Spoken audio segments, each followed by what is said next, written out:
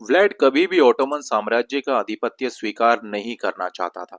यही कारण था कि हंगरी की मदद से वो ओटोमन को खत्म करना चाहता था। हालांकि उसे हंगरी की सेना की मदद कभी नहीं मिली, फिर भी उसने जंग जारी रखी ओटोमन से। उसने मेहमत को भी जंग में मारने की कई बार कोशिश की, पर वो नाकाम रहा।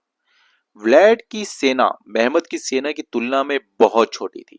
यही कारण था कि उसने गोरिल्ला तकनीक अपनाई, जिसमें वो अचानक जंगल से निकलते और मेहमत की सेना पर हमला करके और फिर एकदम अचानक से जंगल में वापस गायब हो जाते।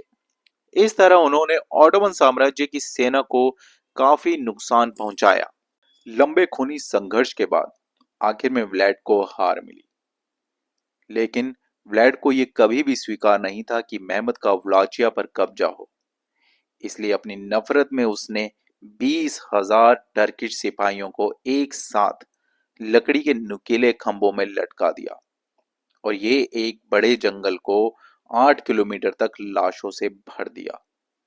ये सब देखने के बाद सुल्तान मेहमद का दिल सहम गया, क्योंकि उसकी नजर जहां तक जाती थी वहां उसे खंभों में लटकी लाशें ही लाशें दिख रही थी। ये इतना भयावह नजारा था जिसे सुल्तान कभी भी नहीं भूल पाया। असल में व्लाड चाहता था कि अगर मेहमद को व्लाचिया का राज मिल ही रहा है तो वो राज मुर्दों पर करेगा, ना कि जीवितों पर। ये एक साइकोलॉजिकल वॉर का भी हिस्सा था। व्लाचिया पर ओटोमन के कब्जे के बाद मेहमद ने राडू को यहाँ की सत्ता सौंप दी और यहाँ का उसको राजा बना दिया। साथ ही उसने अपने 2,000 सैनिक भी राडू को दे दिए।